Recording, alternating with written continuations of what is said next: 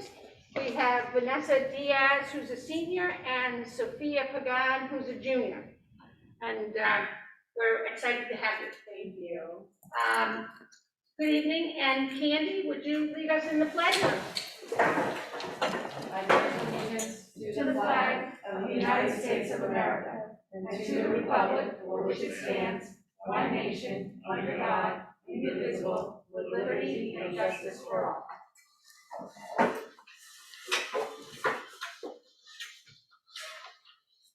The New Jersey Open Public Meetings Law was enacted to ensure the right of the public to have advance notice and to attend the meetings of public bodies at which any business affecting their interest is discussed or acted upon. In accordance with the provisions of the Act, the Portland Board of Education has caused notice of this meeting to be published on January 13th, 2022, and January 14th, 2022, and posted on the district website at www.flboe.com, published in the board's designated online media newspaper, The Record and the Star-Ledger, filed with the clerk of the Borough of Fort Lee, and mailed to all persons, if any, who have requested said notice.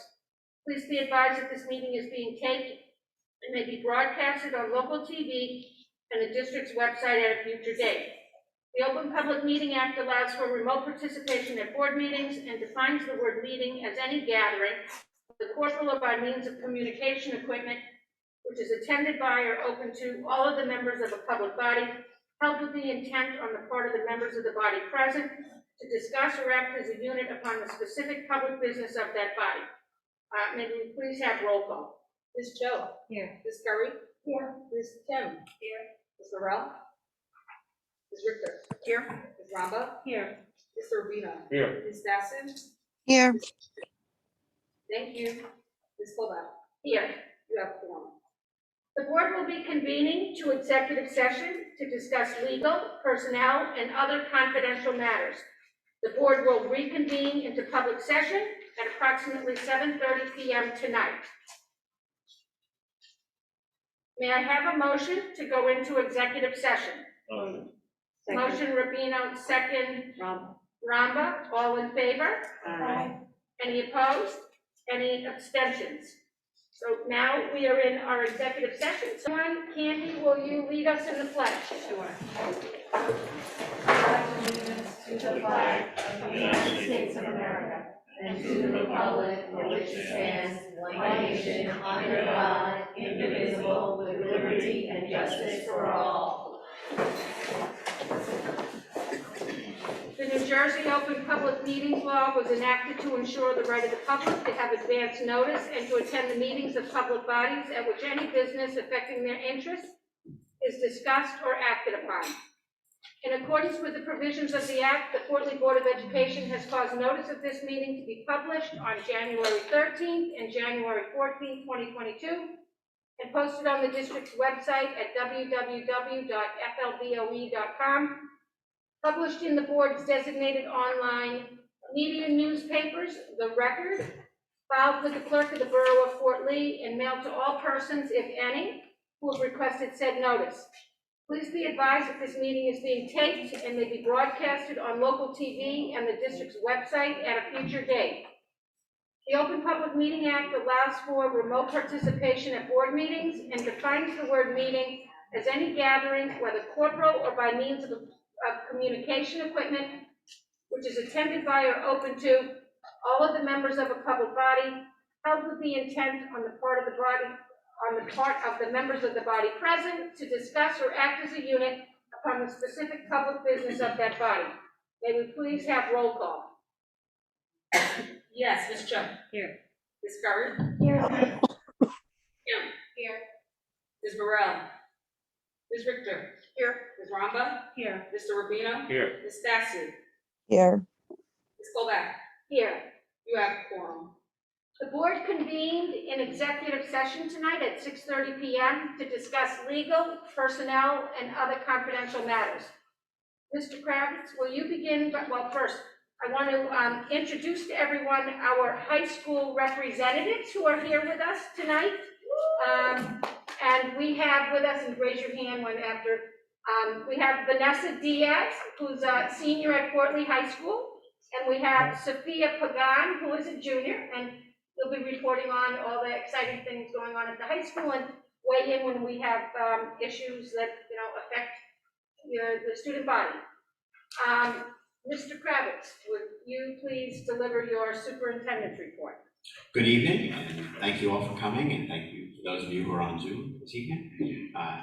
As President Colbert said, we'd like to welcome Vanessa Diaz and Sophia Pagan. Happy that Vanessa Diaz is a school 3 child when I was there. So, we like school too. Well, all our schools, Fort Lee is the place to be. And we're happy to have these students sit with us as we move the district forward where students go first. So an important part of our agenda this evening is the vote that will be taken on policy 1648.11, which includes an attachment that is the district reopening plan. In that plan is an indication as to the district following the current recommendations of the New Jersey Department of Health, which is to make mask wearing optional.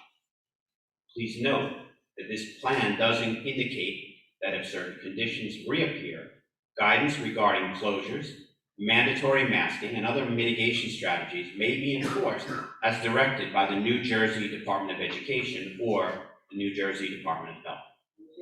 It is the belief of the school administration that no student or adult who is part of our school community should be bullied, harassed, intimidated by the act of making a choice to wear a mask. If this occurs, we will follow the same protocols and determine consequences for any of those that choose to not treat our community with respect. Thank you. Now, So next up, we have our audit presentation. Dave, you can feel free to come to the podium. So PKF O'Connor Davies is the firm that audits our financial statements and internal controls. David is a managing partner there, so they bring their team in.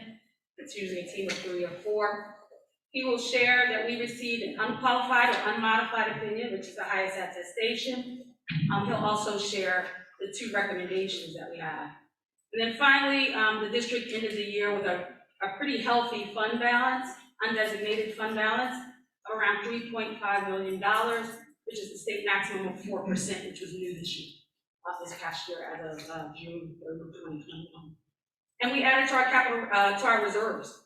The capital reserves, we added $5.8 million, bringing the balance at 6/30 to $13.5 million. We added to our emergency reserves of $163,325 at 6/30, bringing that to a balance of $763,325. Oh, let me back up a bit. The capital reserves is a 392% increase since around 2016. And similarly, the emergency reserves is an increase of 205%. And then lastly, maintenance reserves. There were no maintenance reserves in 2016, so that level is at 2.5 as of June 30th. And with that, good evening, everybody. New Jersey state statute requires that every school district in the state of New Jersey have a independent audit procured and performed. The audit is a financial statement audit. It's not a forensic audit, it's not an operational audit. So it is an audit of the financial statements for which we provide an opinion on. As Keisha mentioned, we did provide an unmodified opinion on the financial statements, which means that the financial statements that were presented to us were in accordance with generally accepted accounting principles for government. We didn't have to take any exceptions to that. Overall, I would tell you the financial records of the district are in excellent condition. As Ms. Taylor mentioned, the fund balance increased about $7.3 million from the prior year. So the district is in a very healthy position. Those reserves are crucial for, especially if you need capital investment in facilities, provides a good way to invest in those facilities without incurring debt and incurring interest expense. We are, usually this is due by December 5th. There's been substantial delays on the state level in providing certain information. So the revised deadline is March 15th, which will obviously meet. In addition to the general fund balances that Ms. Taylor mentioned, the capital fund balance had $2.8 million. of which $935,000 was encumbered or designated for specific purposes. The food service net position was $542,000, which was an increase of about $147,000 from the prior year. In addition to the financial statement audit, if the district receives a level of federal or state awards that exceeds $750,000, it requires us to perform also a federal and state single audit, which is a specific audit of the grants of the district. We don't need to audit all the grants of the district, but there's a risk-based approach. There's certain requirements that have to be met. Certain things are automatic, like new programs, like the coronavirus relief program that the district spends some monies for. So we did have 3 programs that we had to audit, and we did issue an unmodified opinion on compliance with those grant requirements. So again, that means we didn't find any compliance issues as it relates to those grants. We do have 2 items that require corrective action. A corrective action plan will have to be developed, adopted, and implemented. One relates to encumbering of funds. We found a couple instances in which, not material items, but items where the process broke down a bit, where items were ordered before they were encumbered and availability of funds were checked. The second item relates to the purchasing function. We had some issues around procuring and soliciting of quotations. So we have some recommendations that are specific to that. If there's any questions, I'd be more than happy to answer. Anyone have any questions? Thank you. And thank you, Mr. Kravitz, for your report, and Takisha, on yours. Do we have any committee reports tonight? Yes. I have 2. Mr. Kravitz spoke about already that we had a pandemic committee the other day. Paula, Kristen, Ms. Baker, Mr. Kravitz, myself, and Mike Rabina were there. We were talking about new guidelines were coming up last night, the 22nd, to confirm what we're going to do, and we will be voting on the change in the policy, opening plan policy that we have that's on our agenda this evening. So we're going along with those standards that way. We also had an equity meeting the same evening on the 17th with Ms. Baker, Mr. Kravitz, Paul Kovac, Kristen, myself, and Kim Parent. I wrote initials, so I'm trying to remember previous. We talked about our equity audit and the strengths there, the extracurricular we're doing that's very robust. We dealt with academic needs, the food plan, the summer programs. We just had some findings that we were lacking a little bit in behavioral discipline policy, special ed inclusion programs, and diversifying workforce, which we're already working on. There are things in the works for it already, and we sent out that report with that, with the findings and some suggestions for us to do, which seems that we're all getting on top of. Perfect, thank you. Anyone else? Sure. Lisa? The finance committee met just before today's meeting, and we received similar report from David Gannon, and minutes will be ending. Okay. Anyone else? So I'm going to turn it over to our high school representatives for their reports. So basically, the student council, we've been organizing pep rallies in the beginning of the year for the seniors. We had everyone go outside and just celebrate the seniors for, ending the season. We have an Instagram account that supports Fort Lee Bridgman athletics and individual athletes on their accomplishments. And we also shine a light on underclassmen and support their fundraisers and events. We also recently hosted a senior night to host our varsity girls and basketball teams. Terrific. Thank you. Do any members have comments or questions on anything on tonight's agenda or any other topic? So Beth, I just had one question. Sure. Do we have anything else for a new principal yet? Fiscal 1. Sorry. We will be posting that very soon. We're just going over the job descriptions, making sure they're all updated. So there was a few job descriptions at the last meeting, just making sure all of, we want to also create our new organizational chart, job descriptions, everything should match in the line of what everybody needs to do. Thank you. I also wanted to ask just regarding 2BNG and 3BNG. I think we were still waiting on some approvals from the state for certain projects and stuff like that. Just want to get an update on the status of that, when possible. I think all of the projects that we've sent to the state have been approved. Oh, great. These two, if I'm not mistaken, don't, no, that's not true, these have to go down to the state as well. So, these have not been sent to the state as yet, but some of the others that we have sent out to the state have been approved. I believe the state has added folks to their facilities department, maybe one consultant and one full-time person to expedite those approval processes. Anyone else? May I have a motion to open the floor to the public? Motion. Second. Motion Rubino, second Richter, all in favor? Aye. Any opposed? Any abstentions? Okay, we will hear first from any members of the public that are physically located here at the cafetorium tonight. Then we will take questions and comments from those participating remotely. For remote public participants, please select the raised hand button in the upper left corner.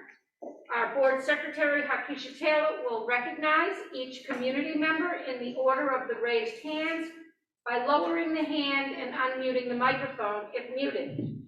Please then state your name and home address for the record and begin your comments. Please limit your comments to 3 minutes. And I see Tanya is at the microphone, and could I also know how many Did you want to people speak? we have participating remotely? There are 119 participants. Okay, so right now we have 119 participants remotely. You have the floor. Hi, my name is Tanya Byers-Kang, and I live at 275 Tom Hunter Road. Thank you all for your service. I know it's not easy, and it's a lot of time. It's hard enough for me to get here at 7:30, and I know you guys got to get here a lot earlier than that. I saw on the agenda the approval for, or the bids for School 1 and School 3 air conditioning. I think it was spoken about that the air conditioning would also be available for middle school and high school. Is that correct, Mr. Chairman? I mean, or should I ask all my questions and then you answer them? Because I got a lot of stuff on paper today. Okay, so that's the first question. Okay, then the second thing is the 183 days versus 180 days. So the districts throughout New Jersey, most of the districts are, all the ones I have looked at are 180 days. I do know the legal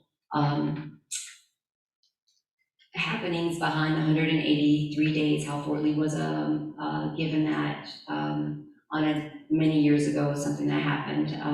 I would love to see some of those days go away.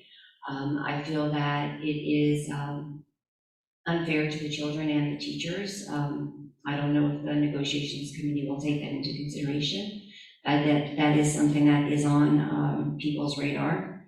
And also, I had a question as to the 10F with the grants. The Title I versus, I know what the ESSER funds are and those things, but as far as Title I, exactly where does that money come from? And then my last question for tonight, I have a lot more questions, but for tonight, what's the difference with the NJGPA testing and the NJSLA testing? And looks like everybody except for 9th grade, I don't know, just explain that to me just a little bit if you could.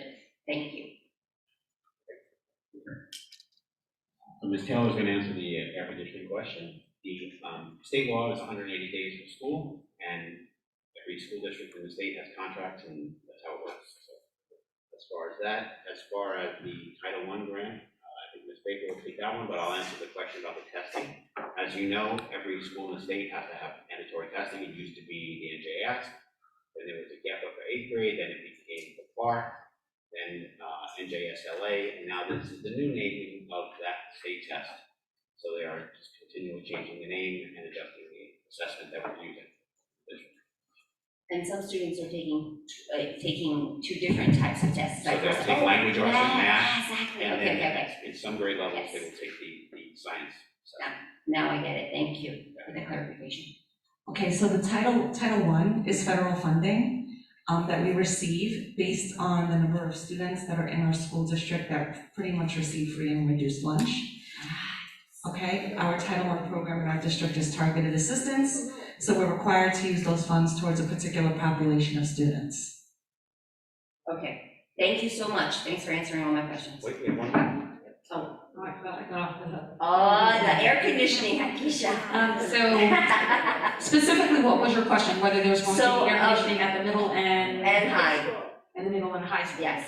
So this year's capital projects include HVAC upgrades at the high school in three wings. The first floor west wing, second floor west wing, and first floor east wing. And the architects actually have those construction documents prepared to send to the state.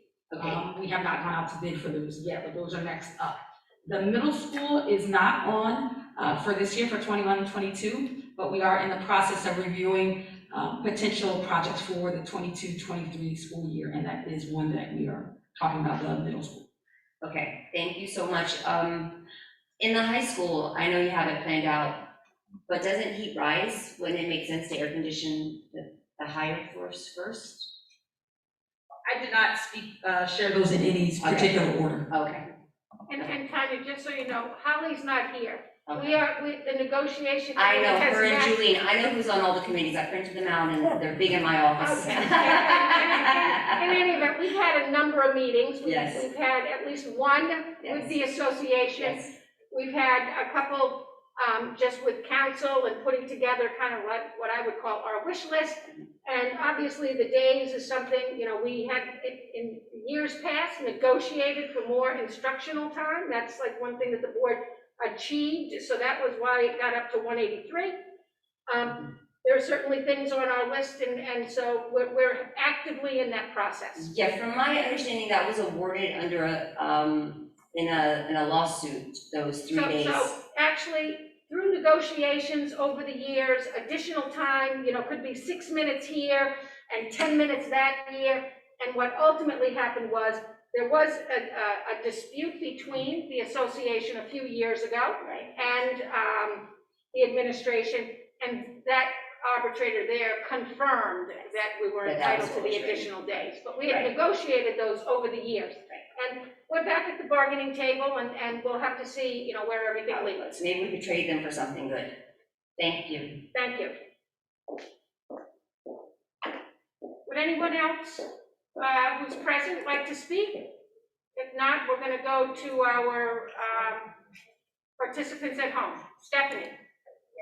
Yes. Good evening. Good evening. How are you? I'm very good. I Excellent. have a question first and then something Name else. and address, and then we'll get to your Stephanie question. Kotsayani's right here in Fort Lee. The ESSER 2 and the ARP ESSER funds. The grant for ESSER was specified to be used for salary, or ESSER funds, you're just taking them and moving them into salary? So will you go ahead? So it was the plan from the beginning to allocate funding No, what, from the ESSER grant and the ARP ESSER grant to salaries. whose idea was that? Because that's not what ESSER money was for. Yes, you can use it towards salaries to pay for individuals to address COVID-related expenses. For example, additional custodians, healthcare assistants, any COVID-related expenses that a district needs to incur, you can allocate funds from those grants to salaries. So, That's an allowable use. but that wasn't the intention of their original use. No, that was always one of the intentions. There are multiple allowable uses for those grant funds. So when you took these ESSER funds, you basically said, yes, we're okay tracking, tracing, shutting down, masking, and complying with all these other things in order to get your money on these funding. Well, no, the federal government awarded the funds to states. States, based on each district, decided how much money each district was supposed to get. Did you have to write them to get it, or did? No, the state, you had to submit an application. Okay. So what happens is in the school district is that you receive your allocation, And in order to use those funds, you have to submit an allocation to the state. So originally in your allocations, which I did not see, originally in your allocations, you always allocated to use these towards salary. It was part of our plan from the beginning, because we would need to, In writing? Yes, they have. Yes, They it's in actually writing. have to be- Okay. They actually have to be approved by the state. by the state. Okay. You say what you're gonna do with the funds, they review it, and they will say this is not allowable. I just didn't see that anywhere, so I wasn't Oh, that's sure fine. That's fine. where that was. Okay, The same thing with on to my real issue. all title grants and almost every grant that a district runs. Well, I appreciate what you said in the ideology of the, not bullying people, but yet again, this week, I've had multiple families of people say their children are being bullied by staff at the school, at lunch, regarding masks. That has to end. Bullying goes both ways. And it's actually more criminal to me when bullying happens from an adult to a child. We have to do something about that. I realize that young adults, and specifically women who have been coerced and lied to, find it hard to break free from unhealthy, abusive relationships. It's something that I work in. Make no mistake, the mask directive is an unhealthy, abusive relationship, one that I will be challenging in a court in the months to come, as no human should ever be allowed to block another's human bodily function of breathing ever again. Access to clean oxygen is paramount to gut health, and gut health is paramount to mental health. These are long-standing scientific facts. It's just a mask, it's just 2 weeks, it's just an essential worker, it's just schools, it's just so grandpa feels safe, it's just when you walk in a building, it's just when you walk inside, you can take it off when you eat. All of it's unjust. And it has zero justification in science. There is zero justification for filthy cloth and surgical mask use. On children specifically, OSHA, as stated in their guidelines, which you can look under COVID-19, says that cloth and surgical masks do not block COVID virus at all. That's in OSHA. And to force anyone to wear KN95 or N95 is actually something that the school needs to think about if children are coming in that, because their OSHA oxygen standard is below the 19.1% that they are supposed to have. And it can be detrimental to their brain development, permanently detrimental. They've been coughed in, hung in rearview mirrors, spit in for 8 hours, all while doing nothing to stop aerosolized virus. As most of you know, the virus is and always has been aerosol. So please explain any sort of scientific justification you can make in stopping aerosol with a mask. Masks are also plastic litter that will take potentially millions of years to get rid of. They are medical waste with no biohazard bin in this school to get rid of. So to me, all this time, when you're walking down the street and you see these masks, this is biohazard waste if potentially it's capturing anything. The main thing I wanted to state is that habitual mask wearers, particularly those aligned with the political left, aren't celebrating any of this, not by a long shot. Instead, they are clinging to this Linus towel with an iron grip. And if you'd like to take some time and read the article out of Japan from Tor-Chin Lee, which I gave to the board in 2017, there is something called mask addiction. And I think that we need to have real clear talks with the students about mask addiction. This is a known phenomenon in the psychological world.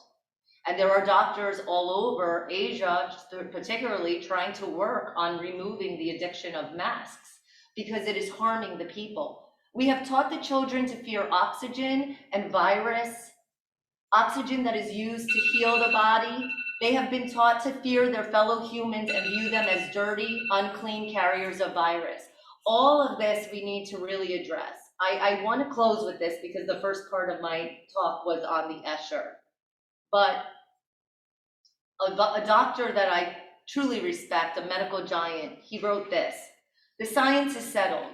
There is an overwhelming consensus that nothing worked, nothing could work, nothing did work, nothing will work. That includes the vaccines, which were unnecessary for the young, experimental, untested, and are actually killing people. I want to take this moment to point the finger directly at the principal cause of why we are here today. It is not the government, it is us physicians who have been intimidated by our colleges provincially and internationally. If physicians had not been intimidated by the very bodies that are supposed to protect you from me, if they had been allowed to speak their mind without threat of losing income and positions, then an individual patient such as you and me in a room would have been told the truth. They have been denied the ability to do that. We have had 2 medical ethical principles, and they've been trampled on. First, do no harm, and second, informed consent. These mandates have killed more people than they saved. Informed consent. How can you give informed consent when you don't even know what you're giving? So I put it plainly today. The colleges and physicians and surgeons across this country and internationally are co-conspirators with government and state-sanctioned murder. Dr. Robert Hodgkinson, CEO and Medical Director of MedMal Doctors, he received his degree from Cambridge University, UK, is a scholar of Corpus Christi College, and a fellow British Is this the summary? resident. The end. Thank you. The bullying has happened from the top down. So now to put this bullying on children and say they're gonna bully someone in a mask, no. But we need to deal with what has been done. When children are lied to and made to believe that in some way they're gonna protect someone else, when that was a lie all along, and the science now shows it, cloth and surgical mask block 0 virus, we need to deal with that and be brave enough to say, we were wrong, we were lied to, and we didn't tell you the truth. And I think that needs to happen with the children going forward. And Stephanie, if you're aware, I would encourage you, contact the administration on bullying, if it's happening adult to child. There's parents here that I certainly- think will speak to it, and I Okay. have contacted people. Okay, I just want to encourage you. I don't like to call No the one here will school. tolerate, an adult bullying one of our students. We're not in the schools, and so if you I have know that. details or could encourage people to report it, it will be thoroughly investigated. I assure have you. encouraged people to report it. I can't report it for them. Okay, thank you. Would anyone else here like to speak before we go to our online? Okay. Oh, we have someone else. Good evening. Good evening. My name is Ludmila Zampotis, and I reside at 1017 Could you hold the microphone maybe a little closer? It's a little difficult to hear you. Should I Oh, repeat? much better, Okay. much better. My name is Ludmila Zampotis. I reside at 1017 Palisade Avenue. Continuing on bullying topic, I just learned myself from my younger daughter on the way home from basketball practice that she was bullied by, I have to find out more because I just dropped her off to come here, that she was bullied during recess by the staff, or whoever oversees, not the teacher or the classroom teacher. During recess, she said she would go in the corner where there is nobody else around her, just to pull her mask off to get some air to breathe, and she's being yelled at by that person who is supervising. And she said that it was done not just to her, but to other kids as well. Okay. And I'm gonna follow like what you said, and with the help of her, I'm really upset right now, but because like I said, I literally just found out this. I can see that you're upset. I would encourage you to go and speak to your principal about it. I don't know what school it is, but It's maybe school call number them or 4. send them an email, and I'm sure that they'll have you come in and they'll get all the facts surrounding it. And just kind of to top it off, I had to pick up my older daughter who is in middle school last week because she had a dentist appointment. And I walk in through security, the whole office staff is maskless. The security doesn't wear a mask. The people who work, 3 people, are without masks. But Mikey cannot pull the mask off for a second to get a breath of air. I mean, how is not discriminating? That adults get to sit in the office maskless all day, but the kids have to wear masks all day. Now with the weather, they can't even get outside. I'm much rather have my kid be outside in the cold for whatever, 20 minutes, whatever they get for recess, than hide in the corner, and still being yelled at. I hear your passion, and I would encourage you, please speak with the principal about the situation. I will The definitely. rule is, until March 7th, everyone on school property is supposed to wear a mask.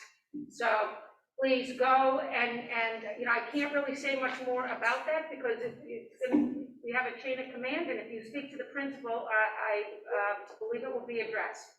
Okay, thank you. Thank you.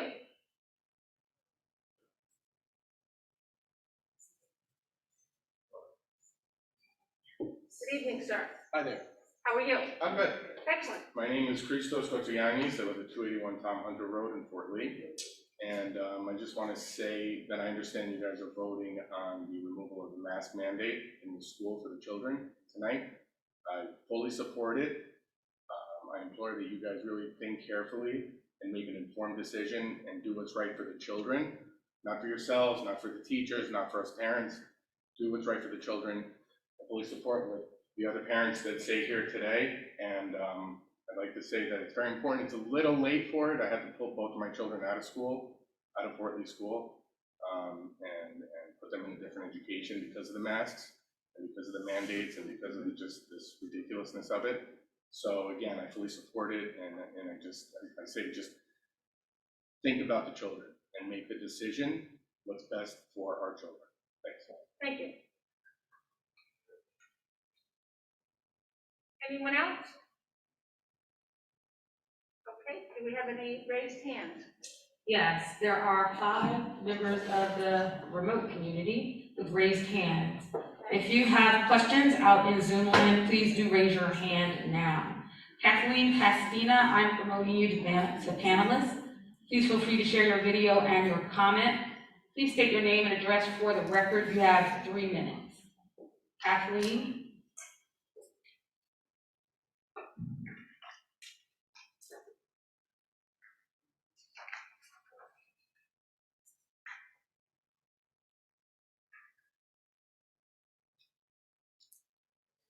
Kathleen, can you hear us?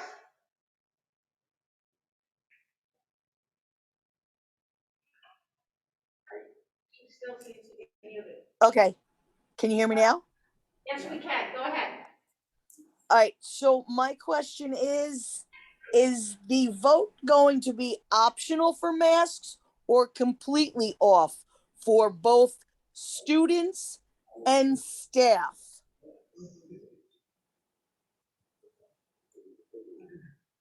So the vote is actually on the policy, the reopening plan, which indicates that it is the option. It follows the direction of the New Jersey Department of Health, which currently makes, after March 7th, the wearing of a mask in a public school option. So that's, Okay. yeah. Okay, thank you. You're welcome. For those, I've always asked how many people we have participating. We're up to 134. Mr. Osso, I've promoted you to panelist. Please feel free to share your video and your comment. Please state your name and address for the record. You have 3 minutes. Mr. Osso. Hold on. Hi, everyone. Hi, Mickey. First off, hats off to each and every one of you to have our capital reserve account up to 13 million. Hakisha, God bless. Great job. Paula, everybody, Candy, Mikey, all you guys, you never let that ball slip. Proud of you all. We're finally healthy in capital reserve. Love it. Invested wisely. Number 2. No, I'm serious. You know me. I've always been about the capital reserve account. You guys did a tremendous job, invested wisely for the schools and for our children. Number 2, when we talk about teachers bullying students, we also have a situation where a Fort Lee Education Association treasurer bullied parents. And that should be non-negotiable as well. That happened 5 months ago and I still haven't seen anything. So I'll just keep bringing it up every meeting. Number 3, and I'll make it real quick. Tonight, well, you guys can laugh all about it, but it's the truth. You had a Fort Lee Education Association treasurer yell and scream at parents for not wearing a mask back in September. on camera, and nothing's been done about it. So what makes you think, or anyone think, you're going to take anything else seriously? Right? Okay. Number three, I'm going to keep it quick. I expect you all tonight do the right thing for your children, these children in schools. The masks should be optional. Looking forward to a 9-0 vote. Thank you so much. Peace out. Love you all. Thank you, Mr. Osso. Mr. Brewer, I'm promoting you to panelist. Please feel free to share your video and your comment. Please state your name and address for the record. You have 3 minutes. Mr. Brewer.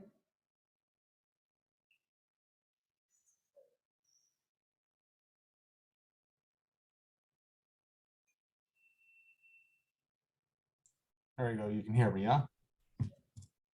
Hi, Barry. Yes, we can hear you. Hello. Good evening. Barry Brewer, 1600 Center Avenue, Fort Lee.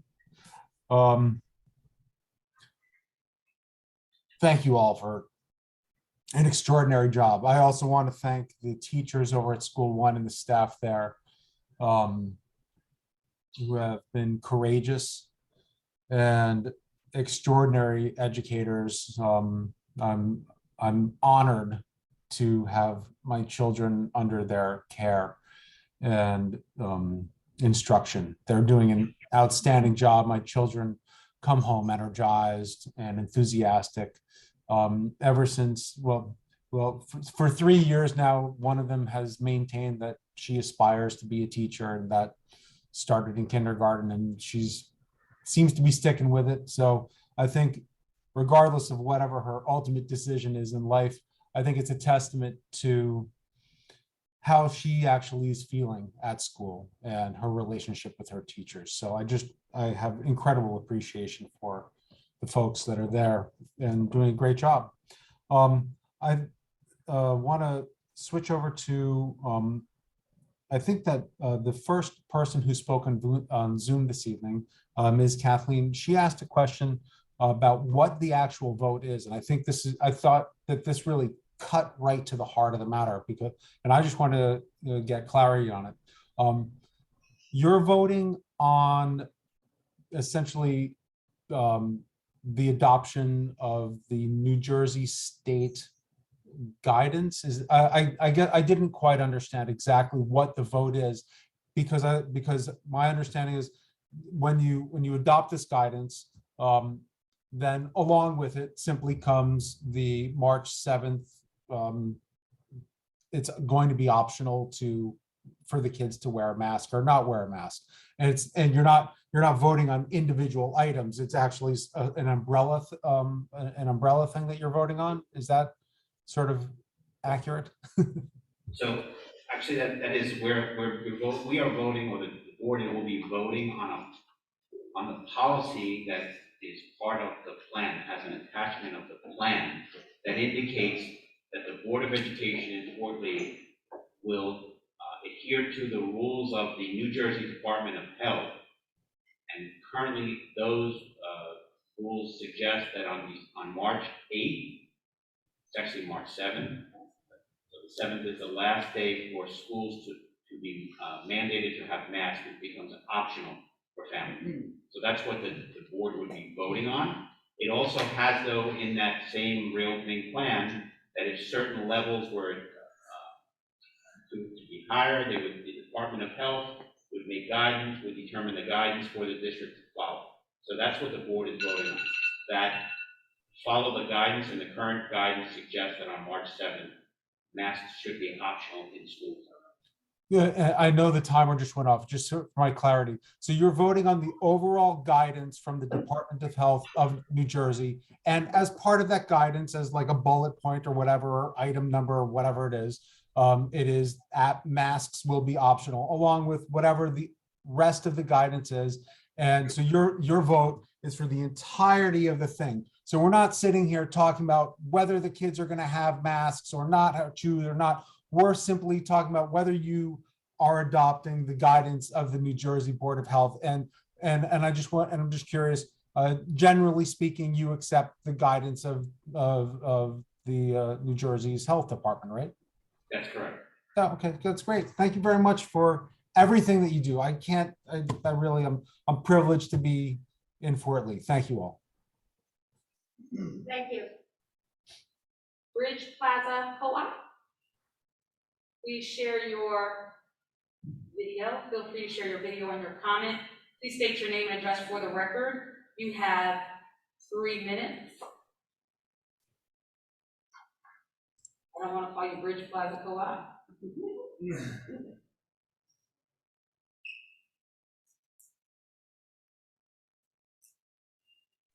Yes, hello.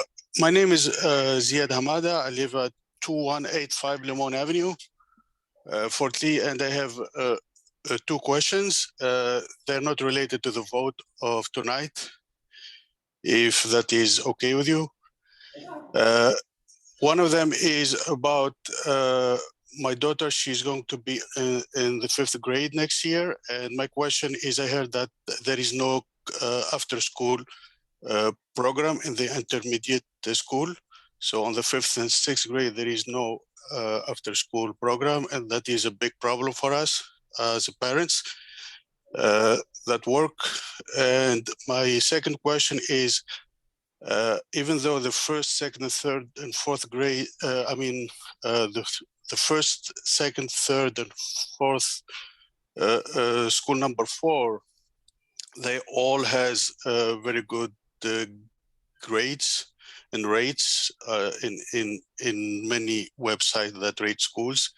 We notice that the intermediate school and middle school and relatively high school, they have much lower rates, like in website, like in Great Schools website and some other websites that they rate schools.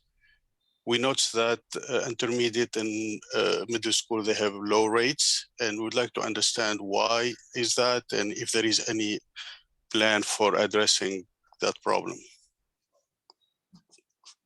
Thank you. Thank you for your questions. The first question regarding after-school program, there is an after-school program at the intermediate school. So you can contact the building and they will tell you about it in advance if you have any questions.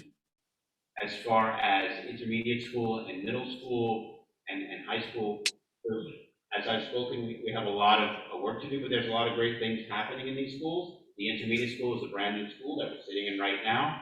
A lot of great teachers, many of them come from the elementary schools that were high performing. We've moved over some of those teachers.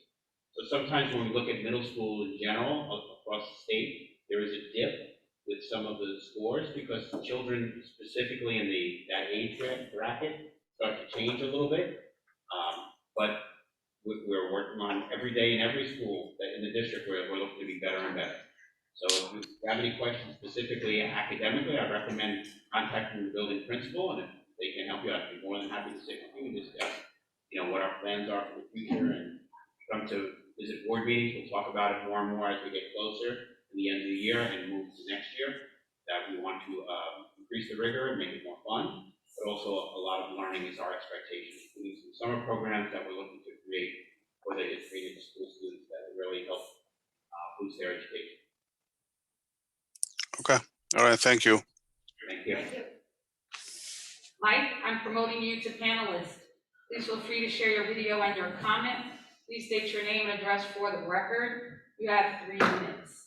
Mike? Good evening. Good evening. Can you hear me? Yes. Okay. Full name and address? My name is Michael Maloney. I live at 1065 Glen Road in Fort Lee. The first thing I wanted to say is that the 2 girls that are there from the high school, they're on the varsity basketball team, and they've done a spectacular job this year. Very successful season. Been at all of their games. They've done a great job.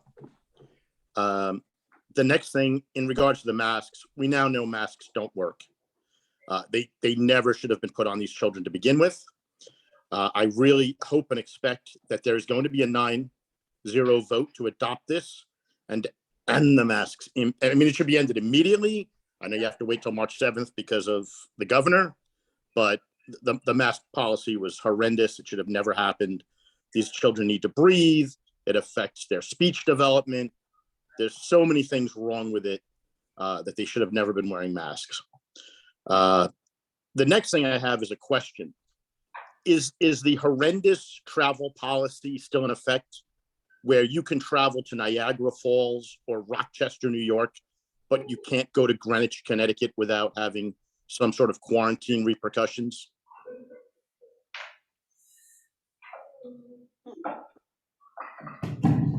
Can you hear that question? Yes, I'm sorry, I had to turn my microphone on so that you could hear me. So the travel quarantine for domestic travel is lifted. There is no quarantine required for any type of domestic travel. However, the quarantine for international travel remains. Okay, all right. Okay, that's all. Thank you. Looking forward to the children not wearing masks anymore if they don't want to. Have a good evening. CON Santana, I'm promoting you to panelist. Please feel free to share your video and your comment. Please state your name and address for the record. You have 3 minutes. CON? Josefa?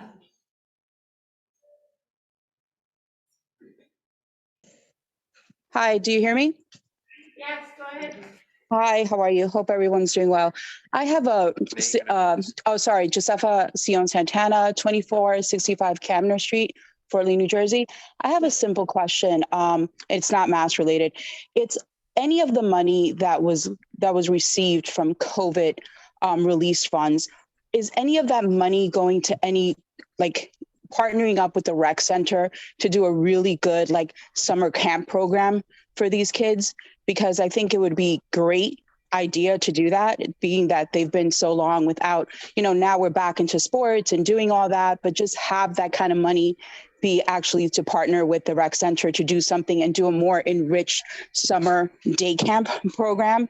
I don't know if that was even a thought, but I would think that even certain boot camps for kids to, try to get back up to speed on some of the kids who are, not doing as well, or just also more athletic program because a lot of them were inside. Just curious to know if that was even a thought. So we're actually in the process of talking about a few ideas. We haven't committed to a single one yet, but thank you for sharing that. We will definitely take a look into it to see what if anything is possible, but we are in the process of talking about what possible summer programs we can offer. And I will say that I have spoken to the rec yesterday, actually. They were talking about which buildings would be available so we can start to share our resources and figure out, we were working about timing the same way. So while we may offer the academic component, they would offer the extracurricular component, and it would be in the same building. So that was a conversation that took place yesterday.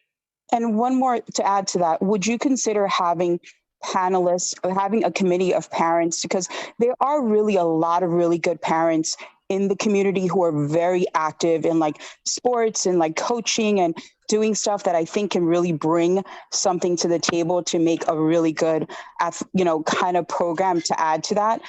It's just a thought. I think it's always easier when you have parents who are definitely experts and can, I know we have parents in the community who do, training like softball camp training and do different kind of trainings that would actually help, to actually get together and form a curriculum that's going to be beneficial to the kids and really suited for that Fort Lee community. So yes, we've actually been speaking with our athletic director because one of the things that makes successful sports teams is that you start them very young. You can match up the sports and the coaches so that they would start in the elementary schools and build their way up. So we've already had that conversation of how do we... Right, but the athletic director is different than forming a parent community. An athletic director, it's like having board of directors versus, you would have community advocates who actually, expertise in their field to be able to share that, because an athletic director is just one perspective. Right, and I agree with you, bringing the parents into the fold to have those conversations as we try to develop our whole program across the district, as well as the recreation matching what we're doing. So yes, we're open to that idea, absolutely, for all the stakeholders. Okay. Thank you, Josefa. You're welcome. Ariel, I'm promoting you to panelist. Please feel free to share your video and your comment. Please state your name and address for the record. You have 3 minutes. Hi, good evening, everyone. Can you hear me? Yes. Ariel Mayer, and I'm at 2077 Center Avenue, apartment 16A. Thanks everyone for staying so late. I am so tired. I know, I'm sure you guys want to take this vote and get it over with. I am just really, really hoping and praying that we, you do the right thing for the kids, unmask them. I've certainly had a lot of parents reaching out to me that feel the same way, that at this point it should be optional, and like hopefully we have the resources in place for either end, that children aren't going to be just bullying each other, whichever choice their family has decided to make. Because I also know that there's some families that wanted to do get medical mask exemptions, and those were denied. So on that note, leave that there. I have a question about water quality with it's at the intermediate school, because that's where my daughter goes. You don't know by now, I love clean air, clean water, clean food. And she says that the fountain water, and I meant to bring this up so many months ago, but we've been so distracted and obviously with what's going on with these other items, that I just wanted, how do you guys test the water that's filtered there? We drink, highly filtered water, or Poland Spring water, other things. I have a lot of different filters in the house, and she just says it doesn't taste like any of them. So if she'll come home and she's not drinking any water if she forgets her bottle of water. So I'm just wondering how that's tested, how you guys, what filtration system you're using, what's going on with that. So we have water filtration systems on our water bottle refillers, and we even have the health department here to check the water to make sure that it is clean and safe. There are many water fountains that are closed, but the water filtration devices that you put your bottle underneath, they have a separate filter that we purchased and changed, and they are all in use. So we do have filters on every water bottle refiller. And they're changed frequently? Yes. But some of them are closed, you said? The water fountains themselves, so so people can refill their water bottle, but the water fountains are currently closed. There's a little bucket on each one that's make sure that some kids were getting too close to putting their mouths on the water fountain. So instead of that, we closed them during this time, and we kept open the water refilling station. All right. I'll tell her to try the water again. Thanks. Yep.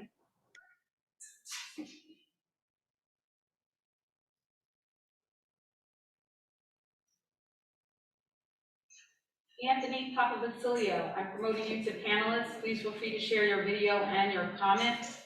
Please state your name and address for the record. You have 3 minutes. Mr. Papavasilio. Hi, thank you. Anthony Papavasilio, 1083 Cumbermead Road, Fort Lee. I just want a yes or no, because the wording can be confusing, and Mr. Kravitz's answer a few panelists ago, I feel can be interpreted different ways. On the 7th of March, will our children be able to go to school without wearing a mask? Yes or no? Yes. Thank you. We're voting on it. Right, if the vote passes, thank you. Correct. Thank you, Mr. Papavasilio. Mr. Dunn, I'm promoting you to panelists. Please feel free to share your video and your comment. Please state your name and address for the record. You have 3 minutes. Mr. Dunn.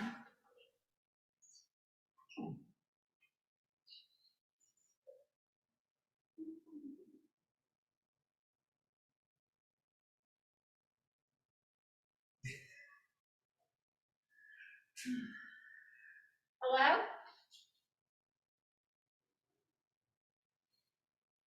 Ms. Nesterson, I'm promoting you to panelists. Please feel free to share your video and your comment. Please state your name and address for the record. You have 3 minutes. Mr. Dunn, are you there?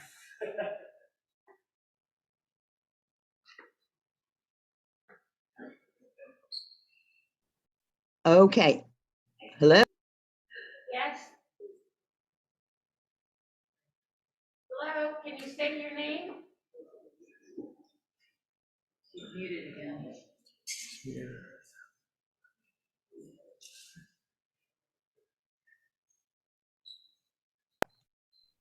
Hello? Yes, go ahead. State your name and address, please. Okay, Hallie Gruber, 1078 Anderson Avenue. I came in under my husband's account. It's very obvious that the way the vote is going, and that's fine. Despite, the fact local officials can keep the mandate in place. The Cali score for the entire state, the case rate is high for the entire state. There were almost 2,400 deaths in January. Okay, my concern is if the masks are removed, what is the air change per hour in each school, and how do we obtain this information? We've done studies. This is Akisha, the business administrator and board secretary. We hired firms last year to identify that air rate exchange per hour for us. So if you send me an email or call the office, we can get you that information. And how often are those tests repeated? What tests? The air change per hour test. ASHRAE recommends them being conducted in schools periodically. You're referencing a test that was done a year ago. Under 28% of grammar school children are vaccinated. If the masks are off, the air exchange becomes the correction to the defect that many people believe exists in shared air in enclosed space. I am unable to answer that for you right now, but if you call my office, I can share with you how often it's being done and or if we're preparing to do it again. That's fine. Thank you very much. Thank you. You're welcome.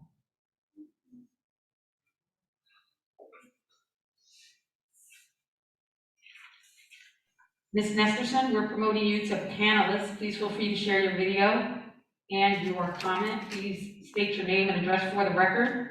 You have 3 minutes. Ms. Nesterson.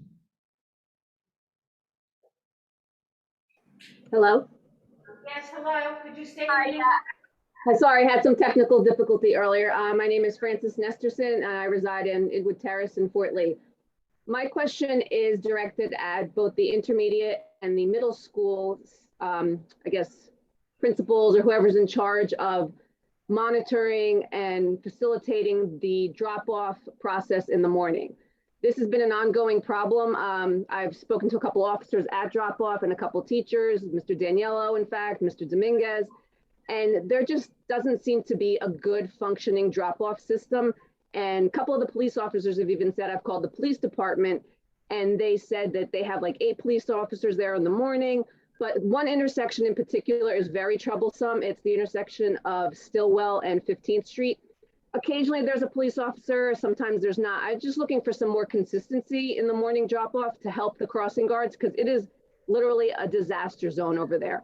And when I spoke to the police department, several police officers in the Department of Transportation actually made a comment, which was very interesting, and I'd like the board to address it, that upon building the intermediate school, the Board of Ed rejected their travel policy there to the flow of traffic. So I'd like some commentary from the board on that why you rejected their traffic plan, because it's a disaster for the intermediate school and the middle school, because the intermediate parents are dropping off sufficiently too early, which is interfering with the middle school drop off. So I'd like to know what you guys are going to do to make it better. So thank you for your comments. I will reach out to the chief of police tomorrow morning, and we will sit down and have a conversation. I met with him yesterday. I was meeting with the lieutenants this morning as well on some other issues, so we have a very good working relationship.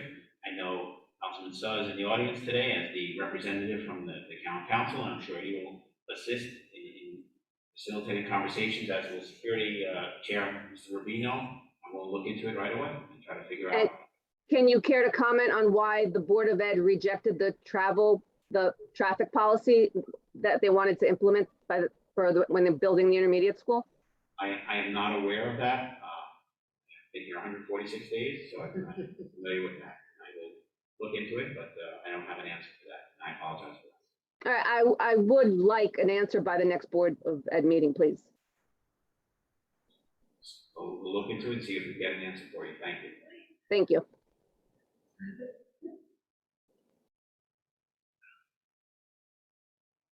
Michelle Perez, I'm promoting you to panelist. Feel free to share your video and your comment. Please state your name and address for the record. You have 3 minutes. Michelle? Yep, sorry. Trying to get it up. All right. Apologize for the way I look. I wasn't intending to ask a question. I don't have anything to say about the mask mandate. I am curious, though, because a parent said something about vaccination rates. Do we have the vaccination rates for in our school district, or the 5 to 11-year-olds and the 12 to 17-year-olds, just out of curiosity? So normally any information that's requested, the best way to handle it is to fill out an OPRA request, an Open Public Records Act. Okay. Request your board office, and they will be more than happy to supply you with that. Okay. I will do that. Thank you.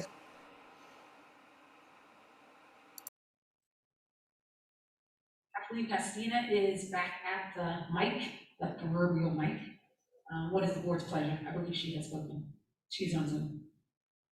Yes, I think we gave her the 3 minutes already. We don't want to start with the entire list again, so. Yeah, I agree. That was Julie. I forgot Julie was there. Thanks, Julie. Sorry. We almost forgot about you, Julie. Do we have any more raised hands? None other than Ms. Castina. Okay, could I please have a motion to close the floor to the public? Motion. Motion, Rubino. Second. Kim, all in favor? Aye. Any opposed? Any abstentions? Okay, so we're going to move on to resolutions. They have a motion to approve items 1B to 4B, and before I could take that motion, we have 2 walk-in resolutions tonight. Resolution 3B reads as follows. It relates to a residency hearing that the board heard in private earlier this evening. Therefore, be it resolved that the Fort Lee Board of Education hereby permits the following non-resident students to continue enrollment at the Fort Lee Public Schools and waives tuition costs for the 2021 to 2022 school year.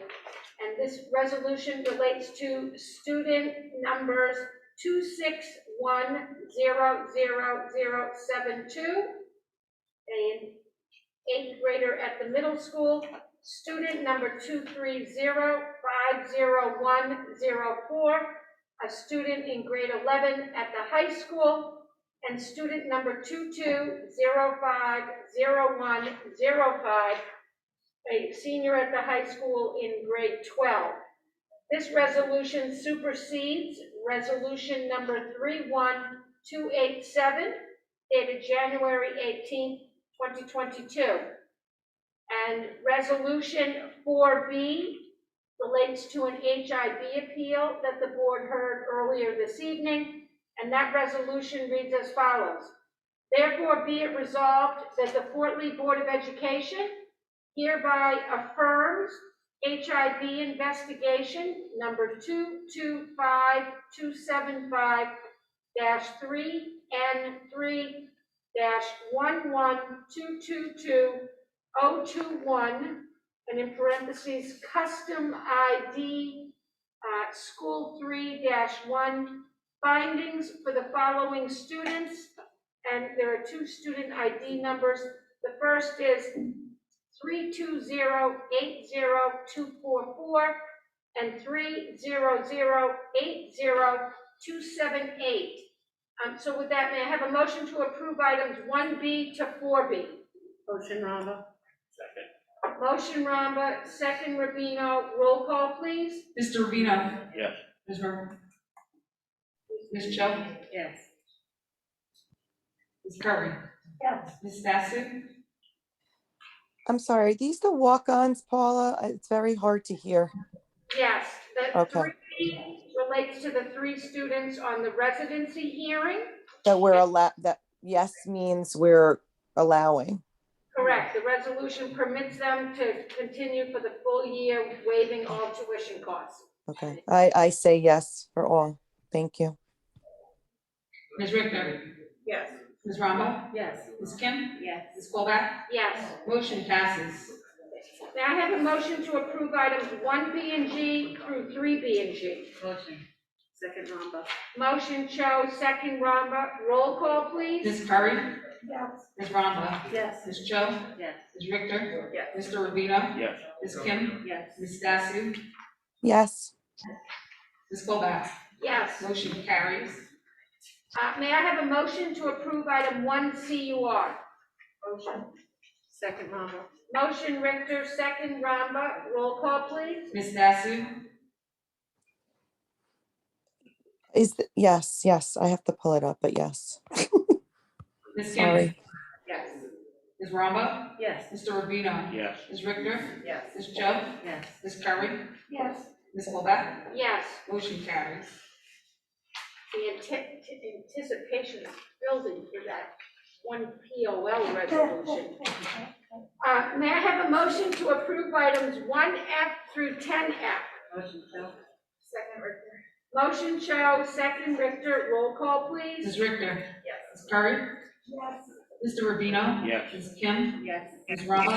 Yes. Ms. Stasu? Yes. Ms. Cho? Yes. Ms. Colback? Yes. Motion carries. May I have a motion to approve items 1P through 14P?